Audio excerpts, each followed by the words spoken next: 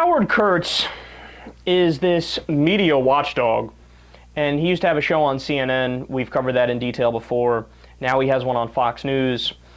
Think about that too. If you have to go from CNN to Fox News, that's definitely a downgrade, and it shows how loose you played with the facts, doesn't it? And remember, his former boss at CNN, there was a dispute after he had already left CNN, and she just flat out said it on Twitter to him. She said, "Do you realize I fired you for serial inaccuracy?" Which, number one, is awesome. Number two, is totally true. There were so many separate cases where Howard Kurtz would make a bold claim, and it was just totally counterfactual.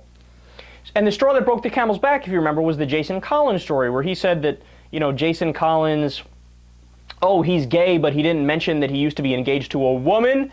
Meanwhile, at the time, the only article Jason Collins had written, he did mention that. It was just in the middle of what he wrote, and Howard Kurtz obviously didn't read the whole thing. He either skimmed it or read the title, and that's it. And then he also, in the only interview he had done at the time, Jason Collins also talked about that. But Howard Kurtz just wrote an article, no, he didn't say that. He did say that. You're a fucking media watchdog. You should do your own fucking research before you talk. But listen to what's happening now. So he decided to write an article where he just exposes himself to be like the most pervy McPervington you've ever heard in your life. So he writes an article about a yoga instructor. From the piece, quote, "Ben Bradley, one of the greatest men of American journalism, celebrated his 92nd birthday yesterday, and his daughter-in-law paid tribute by posting a photo of them and saying, 'It's a dream to be a part of his family.' That, however, is only one of the photos that Perry Bradley has been putting on Facebook. Her new profile picture in a Swiss cheese bra that leaves little to the imagination and long black leather sleeves and briefs is so revealing that it drew a torrent of breathless comments. In another just posted photo, she is nude. Shot from the back, twisting one arm behind her. Do the pictures go too far?" Okay, understand something. This isn't a public figure. This is a private citizen with a Facebook page who's related to somebody who was in the past a private figure. And she's a yoga instructor.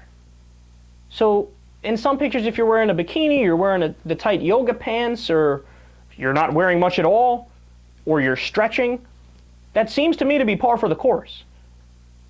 What does any of this have to do with media criticism, which is your job? It's not. It was just on his mind, so he's like, I'm going to write about this. But that's not your job. Sometimes I get horny. That doesn't mean I come out here and do a video on my political show talking about the type of women I'm into and what I like to experience and who I met up with last night or what porn sites I was on. There's a difference between your personal business and your job, but this dude blurs lines. I'm horny and I think this girl's hot. I'm going to write an article about it. Did she go too far? Let's talk about it. Why don't we look at the pictures again to make sure that she didn't go too far?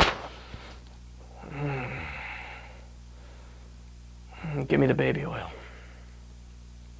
Now, Huffington Post had the best thing to say about this. Quote, "What this is actually is a feeble attempt at slut-shaming.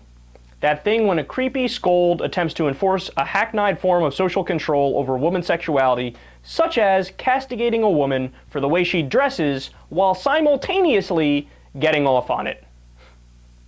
Hear, hear.